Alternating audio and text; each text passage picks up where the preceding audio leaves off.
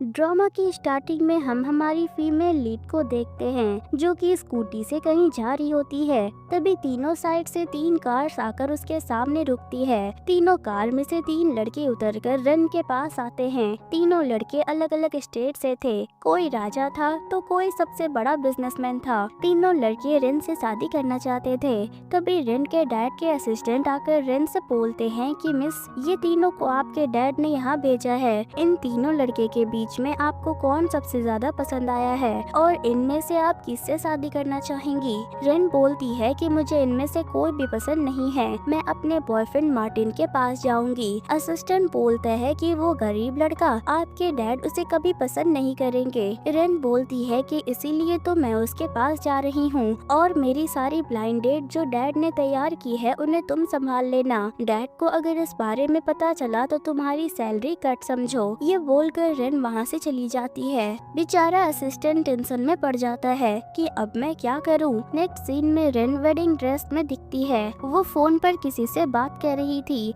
जो बोल रही थी कि मार्टिन के फैमिली के पास 1000 बिलियन भेज दिया है। रेन बोलती है कि जब मार्टिन के फैमिली के पास पैसा आ जाएगा तो वो हमारी फैमिली के बराबर हो जाएंगी, तब डैड उसे एक्सेप्ट कर लेंगे। ये बोलकर वो कॉल काट देती है। नेक्स्ट हमारे हीरो को देखते हैं जो सिक्योरिटी गार्ड्स का यूनिफॉर्म में किसी से बात करते हुए जा रहा था। तभी कुछ लोग उसे रुकने के लिए बोलते हैं कि मिस्टर सन, एक्टिंग करना बंद कीजिए। कौन सा सिक्योरिटी गार्ड इतना एक्सपेंसिव वॉच पहनता है। आपकी दादी ने कहा है कि आपको आज ही ब्लाइंड डेट पर जाना है, इसीलिए आपको हमारे साथ वापस चलना होगा। सन हंसकर बोलता है कि ब्लाइंड डेट, पहले तुम लोग जाकर दादी से बोलो कि आज मैं मेरी गर्लफ्रेंड को उनसे मिलवाने के लिए ले जाऊंगा। लेकिन वो लोग उसे जाने नहीं देते, इसीलिए वो बोलता है कि अपने पीछे देखो। ये कहकर वो वहाँ से भागने लगता है। तभी रेन उसे भागते हुए देखकर सोचती है कि लगता है कि कर्ज के लिए वो लोग उस सिक्योरिटी गार्ड को परेशान कर रहे हैं। मैं उस लड़के की हेल्प करूंगी और मेरी वेडिंग को बर्बाद करने नहीं दूंगी। वो उन लोगों को बोलकर भागने लगती है और सन को खींचकर अपने पास ले आती है और बोलती है कि मैं उन लोगों से तुम्हें बचा लूंगी। ये बोलकर सन को वो अपने गाउन के नीचे छुपा लेती है। गार्ड्स आकर उससे पूछते हैं तो वो उन लोगों से झूठ बोल देती है कि वो तो भाग गया। फिर सन को बाहर निकालती है। सन उसे थैंक्स कहता है। रन बोलती है कि तुम इतने हैंडसम हो और सिक्योरिटी गार्ड की जॉब भी करते हो, तब तो वो लोग तुम्हें आसानी से पकड़ लेंगे। सन बोलता है कि तुम्हें लगता है कि मैं पुअर हूँ और उन लोगों से पैसे उधार लिया था, इसीलिए वो लोग मेरे पीछे पड़े हैं। रन उसकी बात ना सुनकर उसे कुछ पैसे देकर बोलती है कि आज मेरी वेडिंग है, इसीलिए मैं चलती हूँ। ये बोलकर वो वहाँ से चली जाती है। सन सोचता है कि वेडिंग ड्रेस में डिलीवरी भी कर रही है, ये मुझे दादी से बचा सकती है। ये बोलकर वो उसके पीछे जाने लगता है। उधर मार्टिन वेंडी से शादी कर रहा था। तभी रेन वेडिंग हॉल में आ जाती है और दोनों को साथ देखकर पूछती है कि मार्टिन, आज तो हमारी एंगेजमेंट होने वाली थी ना, तो फिर ये सब क्या हो रहा है। मार्टिन उसे देखकर ज्यादा खुश नहीं लग रहा था। तभी वेंडी बोलती है कि मार्टिन ने तुमसे एंगेजमेंट कैंसिल कर ली है, अब वो मुझसे शादी कर रहा है और आज हमारी वेडिंग पार्टी है। तभी मार्टिन की मॉम बोलती है कि मेरा बेटा एक नामी दामी अमीर में से एक बन गया है और तुम जैसी डिलीवरी गर्ल मेरे बेटे के पास भी आने के लायक नहीं हो, और जो मेरे बेटे की बराबरी कर सकती है वो सिर्फ वेंडी है। रन बोलती है कि मार्टिन भूल गए जब तुम और तुम्हारी माँ रास्ते से कूड़ा उठा रहे थे और एक वक्त खाने के लिए पैसे भी नहीं थे, तब मैं ही तुम्हारे पास थी। पैसे कमाने के लिए डिलीवरी करके तुम्हारी मदद की और नए कंपनी खोलने के लिए कस्टमर भी मैंने ही ढूंढकर तुम्हें दिए हैं, लेकिन तुमने क्या किया। तभी मार्टिन बोलता है कि चापलूसी करना बंद करो, अब तुम बहुत नीचे हो, तुमने तो हाई स्कूल से अपनी पढ़ाई भी पूरी नहीं की है और लड़कों के साथ फ्लर्ट करने में माहिर हो और देखने में छोटी सी तो हो ही, तो क्या तुम मुझे बच्चे दे सकती हो। वैसे भी मैं अपने बलबूते पे अमीर बना हूँ। रन बोलती है कि किस टैलेंट की बात कर रहे हो तुम, तुम्हारे पास जो कुछ भी वो सब मेरी वजह से ही पाया है तुमने, और मैं विंस्टन ग्रुप की चेयरमैन की बेटी हूँ। मैंने अपनी पहचान छुपाकर तुम्हारी मदद की, जिससे सब हंसने लगते हैं कि देखो जरा ये क्या कह रही है। तभी वेंडी बोलती है है कि तुम्हारी हिम्मत कैसे हुई बेंसन ग्रुप के चेयरमैन की बेटी होने का दिखावा करने की। जिस दिन वो तुमसे मिला था उसी दिन उसने आकर मुझे ये बात बताई थी और 3 सालों में उसने एक बार भी तुम्हें नहीं छुआ। इसका मतलब क्या है जानती हो? मार्टिन वेंडी का हाथ पकड़कर बोलता है कि तुम्हारे साथ मेरा कोई मेल नहीं है। जब से मैंने उसे देखा है तब से मुझे डरावने सपने आते हैं। वेंडी बोलती है कि तुम जैसी लड़की से शादी कोई करना नहीं चाहेगा। रन बोलती है कि 3 साल से तुम मुझे चीट कर रहे थे। वो कहती है कि मार्टिन इसकी कीमत तुम्हें चुकानी पड़ेगी। तुमने कहा ना कि कोई भी आदमी मुझसे शादी नहीं करेगा। वहीं पर सन भी खड़े होकर चिप्स खा रहा था। रन उसके पास आकर पूछती है कि क्या तुम मुझसे शादी करोगे? सन इधर उधर देखकर पूछता है कि क्या तुम मुझे बोल रही हो? रन के हाँ बोलने पर वो मन में सोचता है कि इसने आज मेरी मदद की थी और ये सारे लोग मिलकर उसे परेशान भी कर रहे हैं। मुझे भी इसकी मदद करनी चाहिए। फिर वो रन का हाथ पकड़कर मार्टिन के सामने आता है और बोलता है कि इसने आपको तब पसंद किया था जब तुम्हारे पास कुछ भी नहीं था। इसे पता चलता है कि ये कितनी अच्छी और जेंटल लड़की है। तुम इसे छोड़कर खोटे सिक्के को चूज कर रहे हो। तुम सच में अंधे हो। फिर सन रिन को आई लव यू बोलता है। रिन ये सुनकर बोलती है कि चलो शादी करते हैं। सन भी उसे हाँ कहता है। वेंडी बोलती है कि एक डिलीवरी गर्ल से सिक्योरिटी गार्ड को छोड़कर और कौन शादी कर सकता है। तभी रिन उसे खींच कर ले आती है। सन मन में सोचता है मैं शादी करने जा रहा हूँ। वैसे भी सब तो यही चाहते हैं। तब रिन बोलती है मैं ये कहना चाहती हूँ कि अगर मेरी शादी तुमसे होती है तब मैं तुम्हारी कंपनी को 100 बिलियन की ऑर्डर वेडिंग गिफ्ट के तौर पर देती हूँ, लेकिन अभी ये इम्पॉसिबल है। मार्टिन बोलता है कि मुझे माफ करे। रिन गुस्से में उसे मारने जाती है, लेकिन सन उसे रोक देता है और बोलता है कि फ्रेडरिक एडमसन अपनी पत्नी को एडमसन फैमिली की तरफ से 100 बिलियन ऑर्डर जीत लेगा और मार्टिन फैमिली को वो लूटने की आदेश देती है। रिन सोचती है कि ये सिक्योरिटी गार्ड की जॉब करता है, इसमें कोई डाउट नहीं है, लेकिन फिर भी ये मेरे लिए इतना झूठ बोल रहा है। ये कितना अच्छा इंसान है। फिर वो दोनों शादी कर लेते हैं। मार्टिन बोलता है कि एडमसन फैमिली यहाँ की 4 फैमिलीज की हेड है। उनका हमारे जैसे छोटे बिजनेसमैन वालों के लिए मिलना बहुत मुश्किल है। मॉम बोलती है कि छोड़ो इन सबको, चलो तुम दोनों के लिए आज बहुत स्पेशल डे है। ये बोलकर वो लोग चले जाते हैं। रिन सन से थैंक यू बोलती है। सन बोलता है कि इसकी कोई जरूरत नहीं है, ये सब मैंने मेरी दादी के लिए किया है। रिन बोलती है कि आज हमारा पहला दिन है, चलो मैं तुम्हें कहीं खाना खिलाती हूँ। सन बोलता है कि अभी मुझे कुछ काम है। रिन बोलती है कि हाँ मैं समझती हूँ, ठीक है कोई बात नहीं, चलो मैं तुम्हें छोड़ देती हूँ।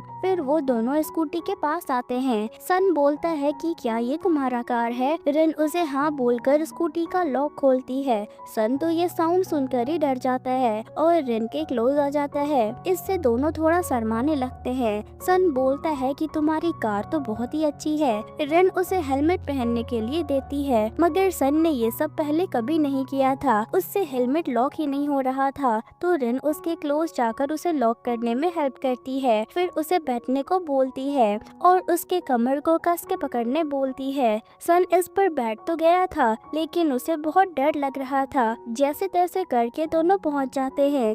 सन की तो हालत ही खराब हो गई थी, लेकिन रिन के पूछने पर वो बताता है कि मुझे तो बहुत मजा आया। तभी कॉल आने पर सन जाने लगता है। रिन पीछे से बोलती है कि कल मैं तुम्हें डेनवर होटल में डिनर पर लेकर जाऊंगी। फिर वो वहाँ से चली जाती है। सन पीछे मुड़कर देखता है तो वो जा चुकी थी। सन बोलता है कि वहाँ पर तो 10 लाख से भी ज्यादा का खर्च हो जाएगा। वो क्या उस होटल की एक पानी भी खरीद सकती है? फिर वो जेरेड को कॉल करके एक प्राइवेट होटल बुक करने को बोलता है। जेरेड उसे हाँ कहता है। बाद में वो रिन को कॉल करता है। रिन बोलती है कि जेरेड मैंने शादी कर ली है, लेकिन वो मार्टिन नहीं है। तुम मेरे लिए एक टॉप लेवल की टेबल बुक करो, कल मैं अपने हस्बैंड को खाने पर लेकर जाने वाली हूँ। जेरेड हाँ बोलकर सारे स्टाफ को कल के लिए तैयार होने के लिए बोलता है। अगले दिन रिन होटल के बाहर आकर पहुँचती है और स्टाफ से बोलती है कि मुझे ऊपर टेबल तक ले चलो। स्टाफ रिन के कपड़े देखकर बोलता है कि क्या आप ही मिस रिन हैं? तभी वेंडी मार्टिन और उसके मॉम को लेकर वही होटल में आ जाती है। मॉम बोलती है कि इस होटल में रूम लेना इतना आसान नहीं है। विंस्टन फैमिली की बेटी होने के नाते ये तो तुम्हारे लिए आसान ही था, लेकिन तुम सबके सामने इतनी सिंपल क्यों रहती हो? वेंडी बोलती बोलती है कि डैड ने मुझे ऐसे लो प्रोफाइल में रहने के लिए ही कहा है। फिर वो अपने मन में बोलती है कि वैसे भी आज थोड़ी ना बेंस्टिन ग्रुप की बेटी यहाँ पर आने वाली है। तभी कुछ शोर सुनकर तीनों यहाँ पर आते हैं। रन को देखकर मॉम बोलती है कि इतने सस्ते कपड़े पहनकर तुम इतने बड़े होटल में अंदर जाना चाहती हो। रन बोलती है कि ये मेरी प्रॉपर्टी है, यहाँ मेरे जैसी मर्जी होगी मैं वैसे आऊंगी, जिससे वो तीनों उसका मजाक उड़ाने लगते हैं, उस पर हंसने लगते हैं। वेंडी बोलती है कि तुम्हारा कहने का मतलब है कि तुम बेंसेट ग्रुप के चेयरमैन की बेटी रन हो। ये कैसा कोइंसिडेंस है, मेरा सरनेम भी रन है। तो फिर आप लोग बताएं कि हम दोनों में से डुप्लीकेट कौन है। मॉम बोलती है कि वो डुप्लीकेट है। गार्ड और स्टाफ आपस में बातें करने लगते हैं। इस लड़की की ड्रेस और पर्स को देखो, सब ब्रांडेड है, यही रेनफ्रो होनी चाहिए। मॉम बोलती है कि ये एक मामूली डिलीवरी गर्ल है, इसने 3 साल तक मेरे बेटे को फंसा कर रखा था, देखो हमारा पीछा करके ये यहाँ तक भी आ गई है। गार्ड्स बोलते हैं कि एक डिलीवरी गर्ल होटल के अंदर कैसे घुस सकती है, अगर तुम यहाँ से नहीं गई तो मैं तुम्हारी टांगे तोड़ दूंगा। ये बोलकर वो उसे धक्का दे देता है। रन नीचे गिरने ही वाली थी, तभी सन आकर उसे पकड़ लेता है। गार्ड उसे देखकर बोलते हैं कि ये एडम्सन फैमिली के हेड है, हमने एक बड़ी गलती कर दी है। मार्टिन बोलता है कि घबराओ मत, ये एडम्सन नहीं है, उन्हें तो आज तक किसी ने नहीं देखा, वो मिस्टीरियस है। वो चुप कर अपना काम करते हैं। तुम लोगों को मेरी बात पर विश्वास करनी चाहिए। वो बोलता है कि अगर तुम एडम्सन हो तो मैं तुम्हारा डैड हूँ, लेकिन स्टेप मॉम बोलती है कि तुम दोनों मिस रन को डिस्टर्ब कर रहे हो। रन गुस्से से बोलती है कि मैं हूँ रेनफ्रो। वो बहुत गुस्सा हो गई थी, इसीलिए सन उसे पकड़कर रोकता है और बोलता है कि तुम चिंता मत करो, इन लोगों से हमें निपटने की जरूरत नहीं है, तुम मेरी वाइफ होकर मेरे साथ चलोगी। रन बोलती है कि तुम्हें पता है कि प्राइवेट रूम की कीमत यहाँ पर 10 लाख है, मेरे लिए तुमने अपनी सारी मेहनत की हुई पैसे ऐसे उड़ा दी। सन बोलता है कि नहीं, बस अपनी पॉकेट मनी थोड़ा सा खर्च किया है।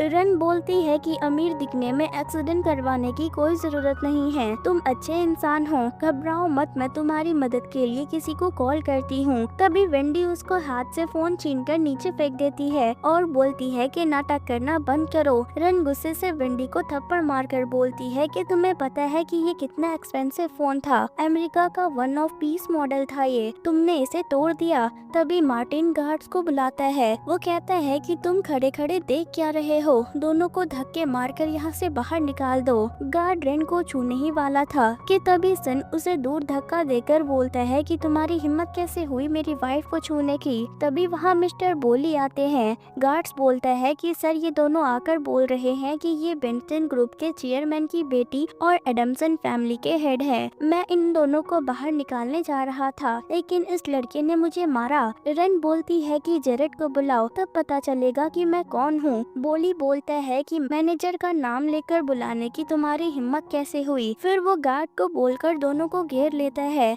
जैसे दोनों अंदर ना जा पाए। फिर बोली वेंडी को बेंसेट ग्रुप की चेयरमैन की बेटी समझकर अंदर ले जाता है। तभी रिन रोक कर पूछती है कि अगर तुम रेनफ्रो हो तो फिर जेरेड तुम्हें पर्सनली लेने क्यों नहीं आए। बोली बोलता है कि हाँ, जेरेड मिस रेनफ्रो के बहुत अच्छे आदमी हैं। तभी वेंडी बोलती है कि असल में वो कुछ काम से बाहर गया है और मैं ही असली रेनफ्रो हूँ, तुम्हारे पास क्या प्रूफ है कि तुम रेनफ्रो हो। वो बोलती है कि इस होटल के सबसे ऊपर वाले फ्लोर पर जाने के लिए रेनफ्रो के पास एक स्पेशल ब्लैक कार्ड होता है, जिसको स्वैप करने के बाद उस लिफ्ट की डोर ओपन हो जाती है। वेंडी ये सुनकर घबरा जाती है। मार्टिन बोलता है कि वेंडी ही असली रेनफ्रो है, अब तुम देखो तुम्हारे साथ क्या होता है। ये बोलकर वो वेंडी को अंदर ले आती है और सबके सामने डोर ओपन करने के लिए बोलता है, लेकिन वेंडी तो डर गई थी कि अब मैं क्या करूं, मेरे पास तो वो गोल्डन कार्ड है ही नहीं, अगर डोर नहीं खुला तो मैं फंस जाऊंगी।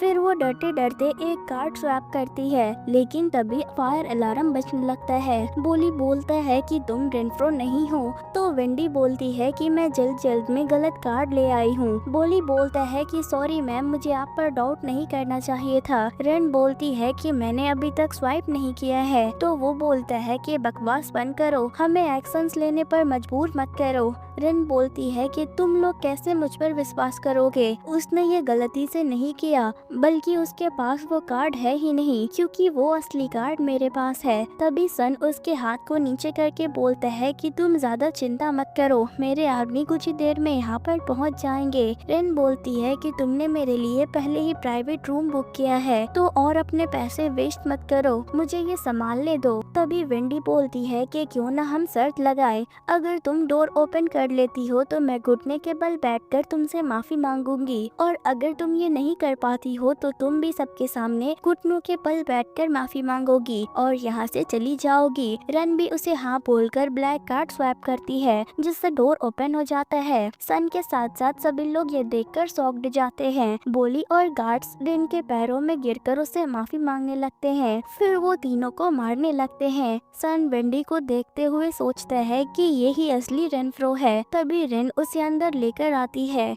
मार्टिन मॉम से बोलता है कि मॉम ये हमने क्या कर दिया, इतने बड़े घर की लड़की के साथ हमने इतना गलत किया, यहाँ तक कि हमने उससे डिलीवरी तक करवाई, अब तो हम बर्बाद हो जाएंगे। तभी मैकेनिक आकर बोलता है कि कौन सा लिफ्ट खराब हो गया है। इसी बात का फायदा उठाकर वेंडी बोलती है कि डोर खराब होने के कारण वो बदमाश लड़की अंदर चली गई। फिर वो सब लोग अंदर जाने लगते हैं। इधर वो दोनों डिनर कर रहे थे। सन मन में सोचता है कि अगर ये सच में रेनफ्रो है तो मार्टिन जैसे इंसान से प्यार कैसे कर सकती है। तभी वेंडी आकर रेन को मारने जाती है, लेकिन सन उसका हाथ पकड़कर बोलता है कि तुम्हारी हिम्मत कैसे हुई मेरी वाइफ पर हाथ उठाने की। वो बोलती है कि मैंने तुम्हें बताना चाहती हूँ कि लिफ्ट खराब हो गई थी, इसीलिए ये लड़की ने डोर ओपन कर लिया। सन रेन के पास आकर बोलता है कि तुम सच में बहुत लकी हो। रेन बोलती है कि मैं ऊपर आते वक्त रिपेयर बटन दबाकर मैकेनिक को बुलाया था। सन सोचता है कि हर बार लक काम नहीं करेगा।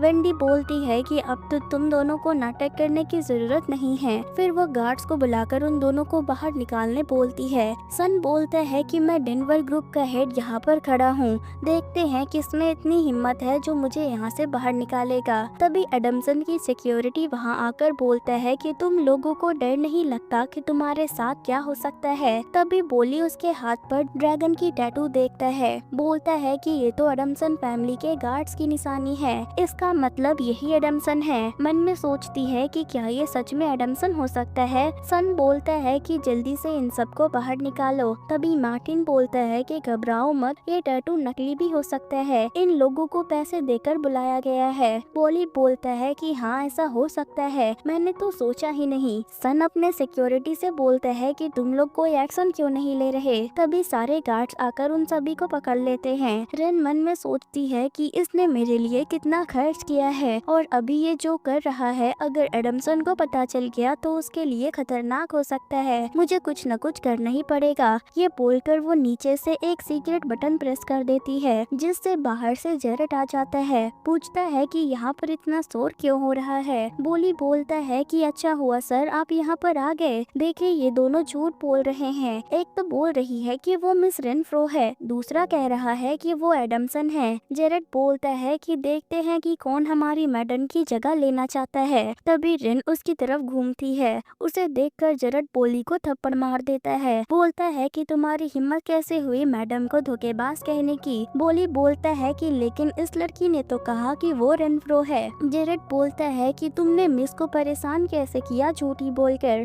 फिर वो अपने गार्ड्स को बुलाकर उन सबको बाहर निकाल देता है। मार्टिन रेन के पास आकर बोलती है कि मैं सच में तुमसे शादी करना चाहता था लेकिन इसने मुझे अट्रैक्ट किया था। मॉम भी बोलती है कि हाँ बहू मेरी भी उम्र हो गई है, प्लीज मुझे भी माफ कर दो, मगर रेन कुछ भी नहीं कहती है। गार्ड तीनों को वहाँ से निकालकर बाहर फेंक देते हैं। मॉम बोलती है कि तुम झूठी कहीं की झूठ बोलकर मेरे बेटे से शादी कर ली। मार्टिन भी बोलता है कि तुम्हारी वजह से मैंने मिस रेनफ्रो को चीट किया है, जाओ यहाँ से। इधर जेरेट रेन से सॉरी बोलकर जाने लगता है लेकिन रेन उसे रोककर बोलती है कि ये मेरे हस्बैंड है और इन्हें एडमसन नाम बहुत पसंद आया है, इसीलिए आज से तुम इन्हें एडमसन बुलाओगे। जेरेट हाँ बोलकर चला जाता है। सन तो ये सुनकर शॉक्ड ही हो जाता है और सोचता है कि कि क्या इसे लगता है कि ये सब एक्टिंग है। फिर वो वॉशरूम का बोलकर चला जाता है। वापस आने के बाद वो जेरेड को बात करने के लिए बुलाता है। जेरेड बोलता है कि मिस्टर एडमसन, आज की तैयारी में कोई भूल हो गई क्या?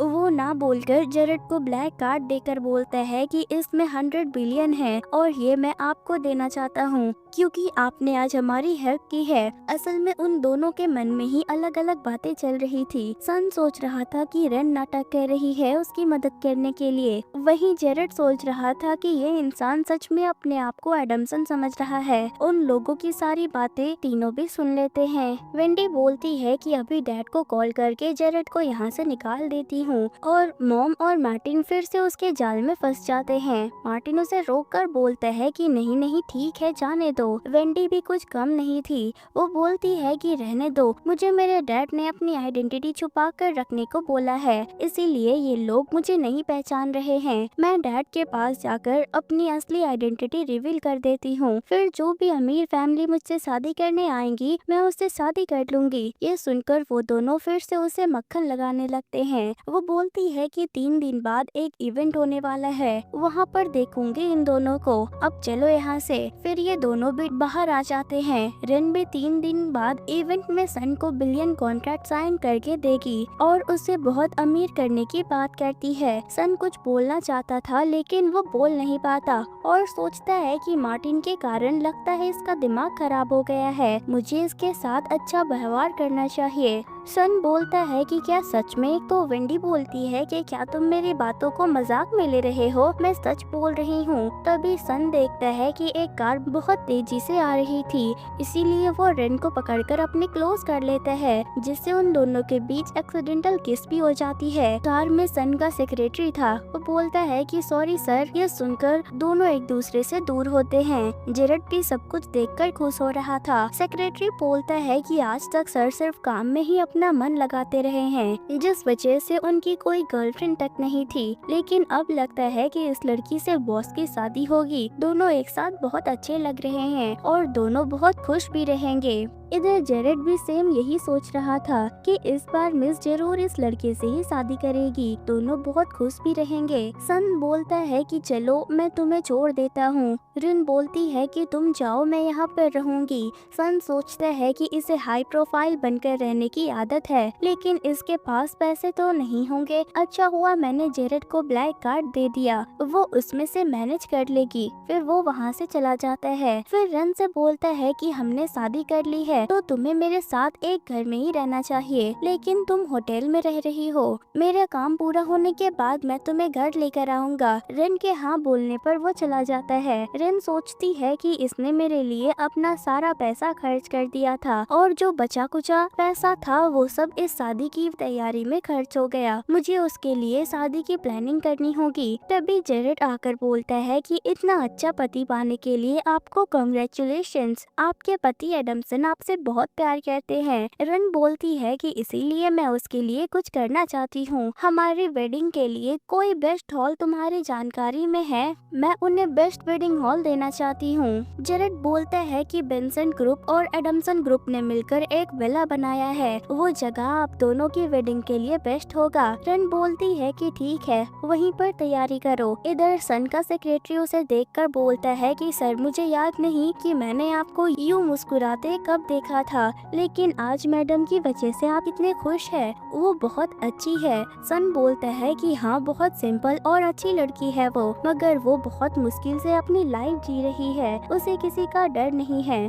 सेक्रेटरी बोलता है कि सर उन्हें फ्यूचर में आपकी वाइफ जो बनना है, तब तो इनका घमंड ठीक ही है। सन बोलता है कि वो सब कुछ पाने के हकदार है, अब उसके पास रहने के लिए घर नहीं है, वो यहाँ पर रहना चाहती है, उसके लिए एक घर खरीद देते हैं। सेक्रेटरी भी जेरेड जैसा सेम विला का नाम लेता है। दोनों ही एक दूसरे के प्यार में पड़ चुके हैं, बस इजहार की ही देर है। रिन उसके लिए रूम डेकोरेशन करके गिफ्ट भी तैयार कर रही थी। तभी सन उसे कॉल करके बोलता है कि तुम्हारे लिए एक विला खरीदा है, तुम एक बार जाकर देखना चाहती हो? रिन बोलती है है कि हाँ मैं तुम्हारे लिए वेट करूंगी। कॉल कट करने के बाद बोलती है कि यहाँ पर घर खरीदा है, ये घर पहले के मुकाबले 10 गुना बढ़ गया है, लेकिन उसके पास तो मैं हूँ। फिर वो उसके घर के रूम नंबर 666 से बदलकर 999 कर लेती है। तभी विंडी आकर बोलती है कि तुम क्या यहाँ पर घूमने आई हो, क्योंकि यहाँ पर तो तुम एक दिन से भी ज्यादा नहीं रह पाओगी। ये घर मार्टिन ने हमारे वेडिंग के लिए खरीदा है। रन बोलती है कि क्यों वापस से अपनी इंसल्ट कराने आ गई हो। मार्टिन यहाँ की टॉयलेट भी खरीद नहीं सकता, घर तो दूर की बात है। इधर मार्टिन यहाँ पर किसी को रिश्वत देकर एक दिन के लिए 999 नंबर वाला घर ले लेता है। फिर विंडी के पास आता है। वो बोलती है कि ये अभी भी रेनफ्रो होने का दावा कर रही है और ये विला उसका है। मार्टिन बोलता है कि बहुत नाटक कर लिया, अब ये नाटक करना बंद कर दो, रुको अभी तुम्हें दिखाता हूँ। ये कहकर वो डोर के पास जाता है, लेकिन उस कार्ड से डोर ओपन ही नहीं होता।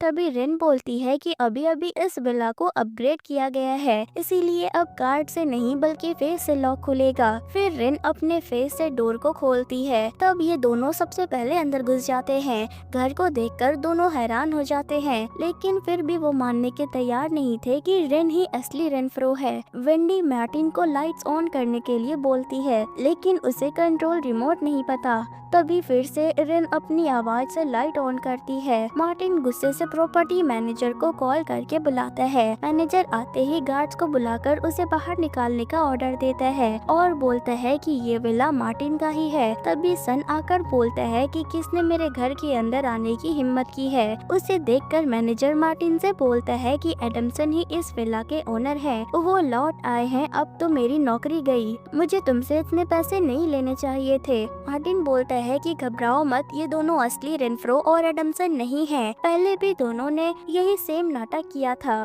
सन रेन को बोलता है कि गलती मेरी ही है, क्योंकि मैं यहाँ पर बहुत दिनों से नहीं आया हूँ, ये मेरा घर नहीं है, ये सजावट गलत है, मैं जानती हूँ कि तुम मेरे लिए ये सब कर रहे हो, चलो अभी चलते हैं यहाँ से। रेन बोलती है कि नहीं, ये तुम्हारा ही घर है, मुझ पर विश्वास करो। फिर वो मार्टिन से बोलती है कि ठीक है, अगर ये तुम्हारा घर ही है तो ये बताओ कि वेडिंग रूम को किससे सजाया है और वहाँ पर क्या है। मार्टिन बोलता है कि फूल और बैलून से सजाया गया है। फिर वो लोग रूम देखते हैं, लेकिन वो रूम लॉक था। मार्टिन फिर भी हार नहीं मान रहा था, इसीलिए रेन बोलती है कि ठीक है, अब बोलो कि इसके अंदर क्या है और पासवर्ड क्या है। मार्टिन बोलता है कि इसके अंदर रिंग है और मन में बोलता है कि सब लोग वेडिंग गिफ्ट रिंग ही देते हैं। रेन बोलती है कि नहीं, इसके अंदर मेरे पति के लिए गिफ्ट है। फिर वो उसे पासवर्ड दिखाकर लॉक खोलने के लिए बोलता है। मार्टिन सेकेंड बार भी गलत नंबर डालता है। रेन बोलती है कि इस बार अगर रॉन्ग नंबर डाला तो ये पूरी तरह से लॉक हो जाएगा, हटो मैं खोल रही हूँ। ये बोलकर रेन उसे खोल देती है और बॉक्स के अंदर से वेडिंग रिंग लेकर सन को पहनाती है। वेंडी ये देखकर वहाँ पर रखी वाइन की बोतल लेकर रेन से दोस्ती करना चाहती थी।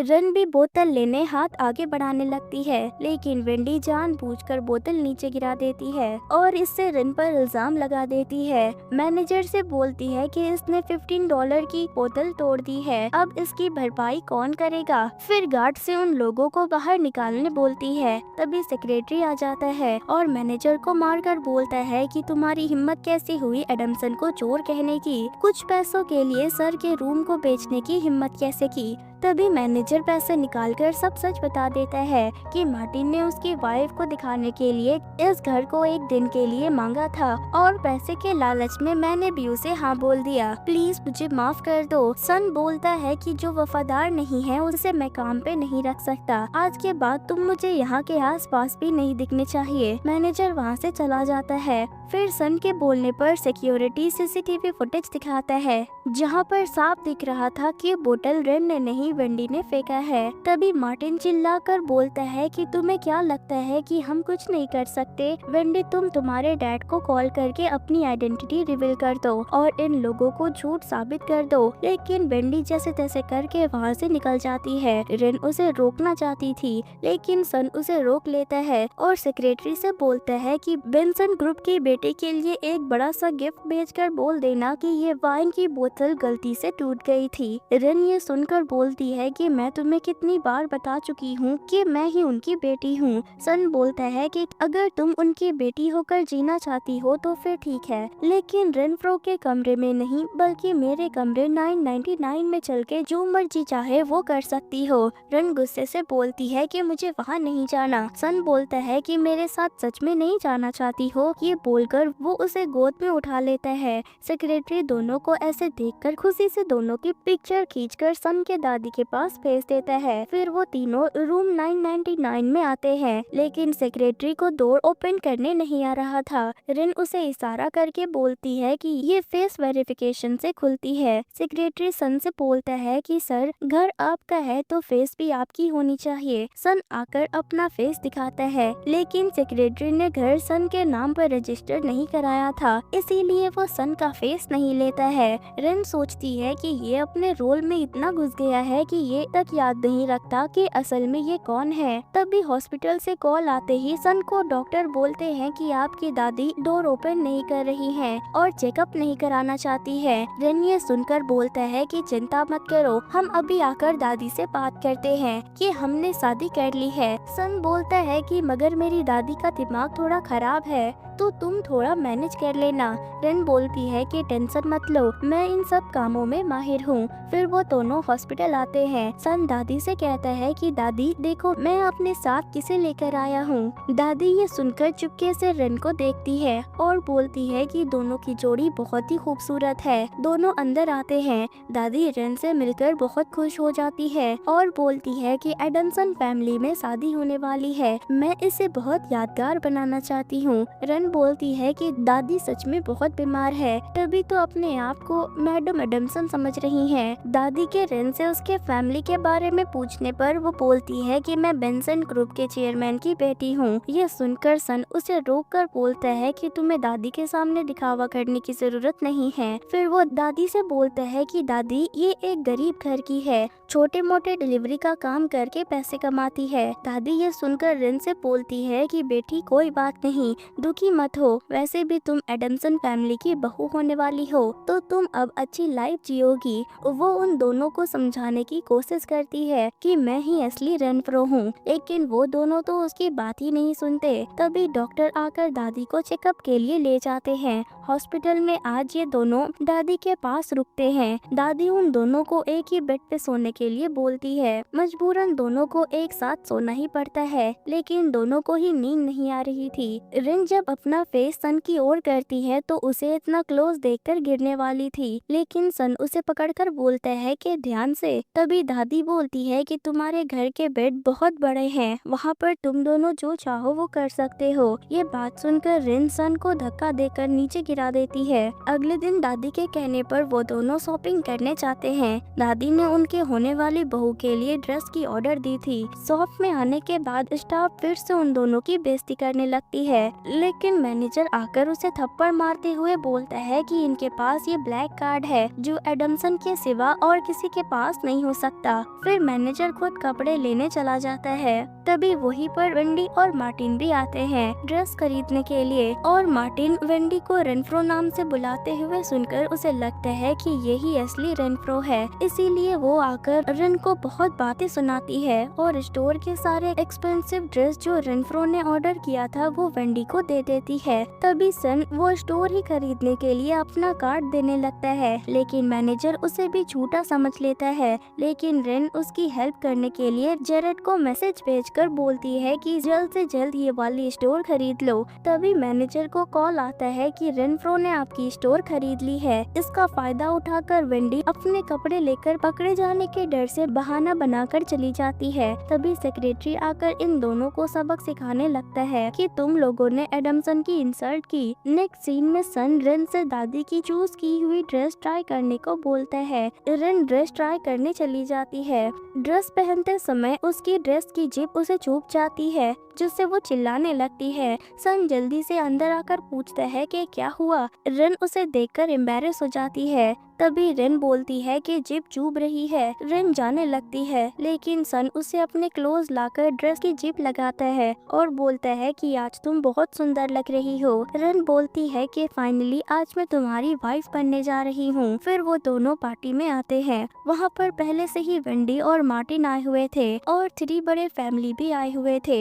रेन और सन को झूठे बोलकर उनकी इंसल्ट करते हैं। सन बोलता है कि अगर मैं नाराज हो गया तो तुम लोगों की क्या हालत होगी, ये तुम लोग सोच भी नहीं सकते। रेन बोलती है कि ये पार्टी बेंसन फैमिली ने ऑर्गेनाइज की है, मैं कुछ करती हूँ। सन उसे रोक कर बोलता है कि इस बार ये सब कुछ मुझे संभालने दो, मगर वो लोग चुप ही नहीं हो रहे थे। वो लोग बकवास करते ही जा रहे थे। सन बोलता है कि तुम लोगों ने लास्ट चांस भी खो दिया, अपने और अपने फैमिली को मुसीबत में डाल दिया। तभी वेंडी सन से उन लोगों के पैर में पड़कर माफी मांगने के लिए बोलती है, लेकिन सन जाने लगता है। रेन उसे मना करते हुए रोकने की कोशिश करती है, लेकिन सन तो उनके पास आकर अपनी सूलेस बांधने लगता है और उठते हुए उसके प्राइवेट पार्ट में लात मारता है। रेन ये देखकर बहुत खुश हो जाती है। तभी सेक्रेटरी आकर बोलता है कि सर इन तीनों फैमिली का नष्ट कर दिया है, वो लोग अभी भी मजाक में ही लेते हैं। तभी उन तीनों के डैड आकर उनको मारते हुए बोलते हैं कि तुम लोगों के कारण एडमसन ग्रुप ने हमारे कंपनी के सारे शेयर्स खरीद लिए हैं और हमें भिखारी बना दिया है,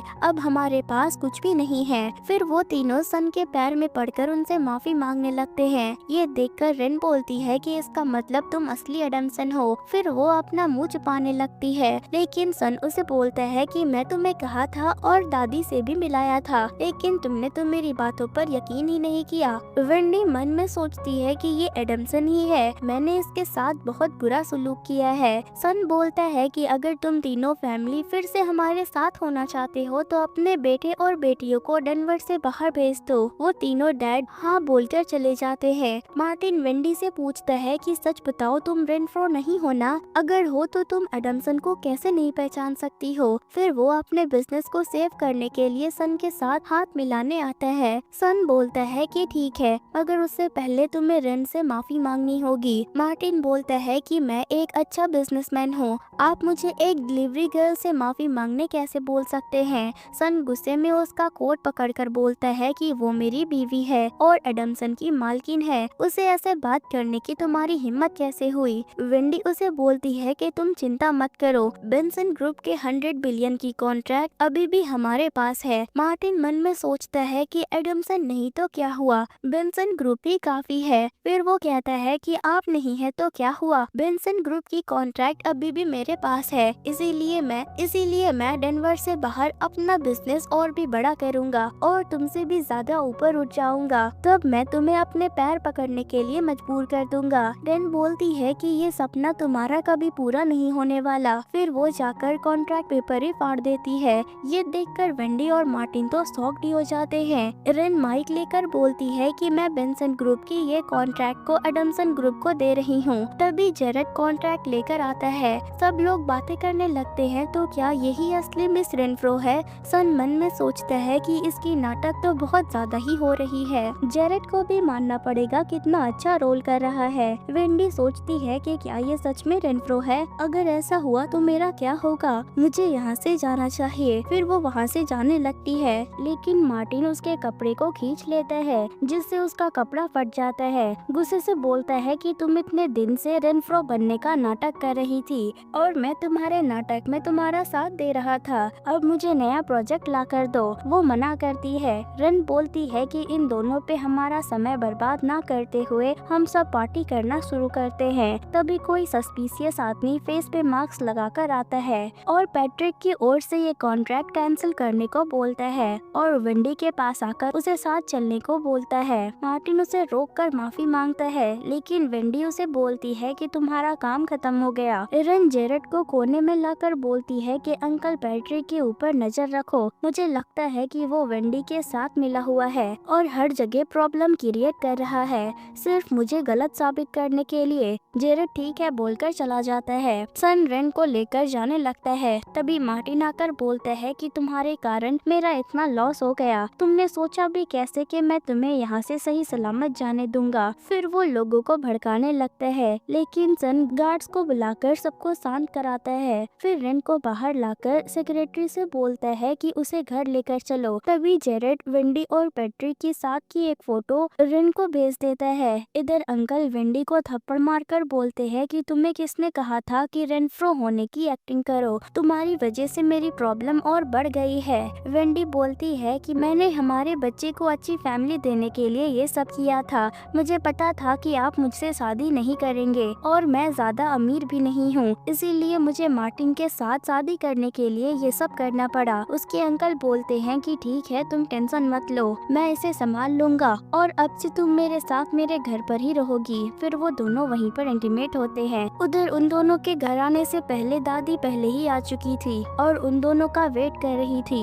रिन दादी की तबीयत कैसी है पूछती है। दादी सन से वो तीनों फैमिली के नष्ट होने का कारण पूछती है, लेकिन रिन उन्हें ना बताने से सन को इशारा करके बताती है। लेकिन सन बोल देता है कि एक लड़की अपने आप को रेनफ्रो कहकर सब लोगों को हमारे खिलाफ भड़का रही थी, इसीलिए मैं उनके मन में डर पैदा करने के लिए ये सब किया। दादी बोलती है कि तुमने सही किया, हमारे घर की बहू को ऐसे ही कोई कुछ नहीं बोलकर जा सकता है। रिन खुश होकर दादी को हग करके कहती है कि दादी आप कितनी अच्छी है। नेक्स्ट सीन में दादी उन लोगों के लिए कमरा सजा रही थी। रिन मन में सोचती है कि लगता है दादी को बच्चे की बहुत आस है। फिर दादी उसे फ्रेश होने के लिए ले जाती है।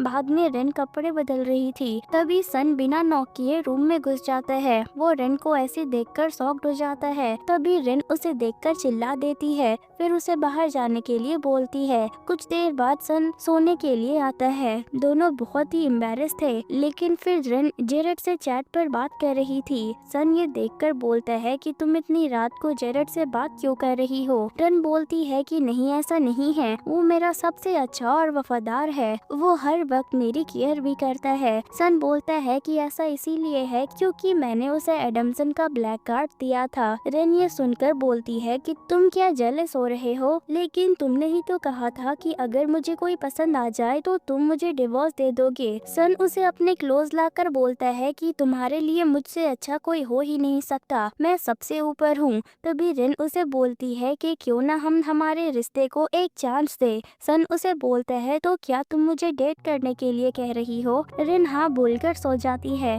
सन जब सोकर उठता है तो रिन को बेड पे ना देखकर उसे टेंशन होने लगती है कि वो बिना बताए कहाँ चली गई। रिन ने उसके लिए लेटर रखा था, लेकिन सन उसे नहीं देख पाता है और सेक्रेटरी को उसे ढूंढने के लिए भेज देता है। इधर रिन घर आ गई थी। सबसे पहले उसके नाम पर जिस लड़की नाटक करने के लिए तैयार रखा था वो तो अपने आप को रेनफ्रो ही समझने लगती है। तभी रिन आकर उसे सबक सिखाती है और बोलती है कि तुमने मेरे स्टाफ के साथ बुरा बिहेव किया है और मेरे साथ भी, इसलिए मैंने तुम्हें जितने पैसे देने के लिए बोला था अब मैं वो पैसे नहीं दूंगी और आज से तुम यहाँ सर्वेंट बनकर रहोगी। वो लड़की रोते हुए अंकल को कॉल करके सारी बातें बताती है और बोलती है कि मैं तो बस आपके साथ रहना चाहती हूँ, ठीक है आपने मुझे जो काम दिया है वो मैं करूँगी। नेक्स्ट सीन में वो रिन के लिए कॉफी लेकर आती है, लेकिन उसके ऊपर जानबूझकर सारी कॉफी फेंक देती है। फिर सॉरी बोलने लगती है कि मैंने जानबूझकर नहीं किया। रिन वहाँ से चली जाती है। तभी वो सारी पेपर्स की फोटो उठा लेती है,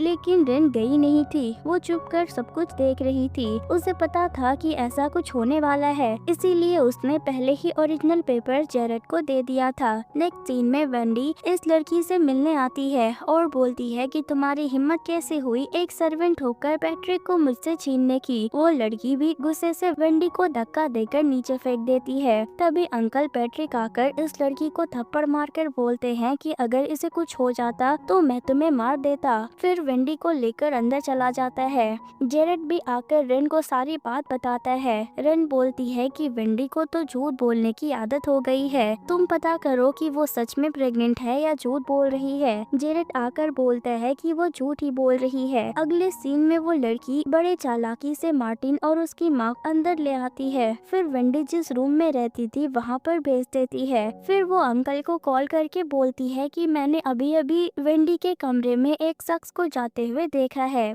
आप प्लीज जल्दी आइए। उसकी ये सब हरकतें रिन छुपकर देख रही थी। कुछ देर बाद अंकल आकर वेंडी के कमरे में जाते हैं, जहाँ पर वेंडी और मार्टिन एक साथ थे। रिन भी वहीं पर थी। वेंडी अंकल को देखकर उसके पास आकर बोलती है कि आप गलत समझ रहे हैं, उस आदमी ने मुझे फंसाया है। लेकिन अंकल उसे उसे मारकर बोलते हैं कि बेशरम हो तुम। तभी मार्टिन भी उसे मारकर बोलता है कि तुम रेनफ्रो नहीं हो, तुम एक झूठी लड़की हो। फिर वो रेन से माफी मांगने लगता है, लेकिन रेन उन दोनों को जेल भेज देती है। नेक्स्ट सीन में वो लड़की अंकल के पास आकर रेन के खिलाफ उसके कान भरने लगती है और इसमें वो सक्सेस भी हो जाती है। फिर अंकल रेन के डैड से मिलने आते हैं और उसके सामने अच्छे भाई होने का दिखावा करते हैं। जैसे ही रेन के डैड मुड़ते हैं, अंकल एक भारी सी चीज से डैड के सर पर मारता है और बोलता है कि अपनी सारी प्रॉपर्टी को अपनी बेटी के नाम करना चाहते थे ना, अब मरो, इसके बाद ये सारी प्रॉपर्टी मेरी हो जाएगी। रेन भी डैड से मिलने आ रही थी, लेकिन डैड को ऐसे नीचे गिरा देख भागते हुए अपने डैड के पास आकर डैड डैड कहने लग जाती है और वो रोने लग जाती है। बाद में डैड को हॉस्पिटल ले जाया जाता है। डॉक्टर बोलते हैं कि वो अभी बहुत क्रिटिकल कंडीशन में है, क्या होगा कुछ नहीं कह सकते। जेरेट आकर बोलता है कि सीसीटीवी सारे किसी ने तोड़ दिए थे,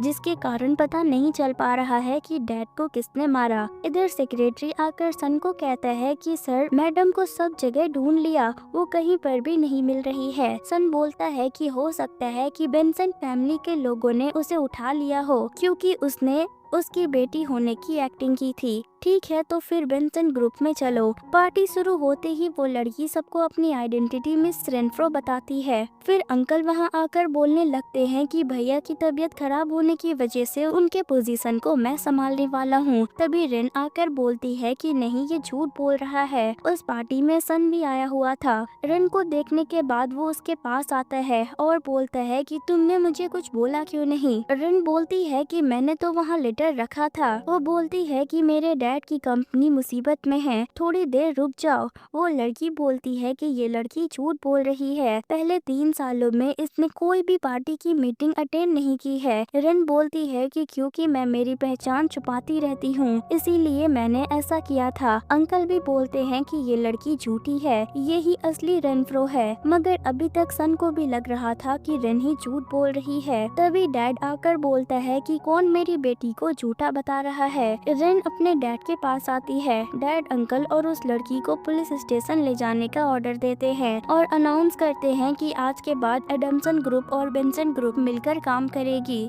सन रेन से बोलता है कि तुम असली रेनफ्रो हो, ये बात तुमने मुझे कितनी बार बताई, लेकिन मैंने ही तुम पर ट्रस्ट नहीं किया। सच बताऊं तो मुझे इससे कोई फर्क नहीं पड़ता कि तुम गरीब हो या अमीर हो, मेरे लिए सिर्फ तुम मेरी वाइफ हो। ये बोलकर वो उसे गले लगा लेता है और इसी के साथ ये क्यूट सा ड्रामा यहीं पर एंड हो जाता है।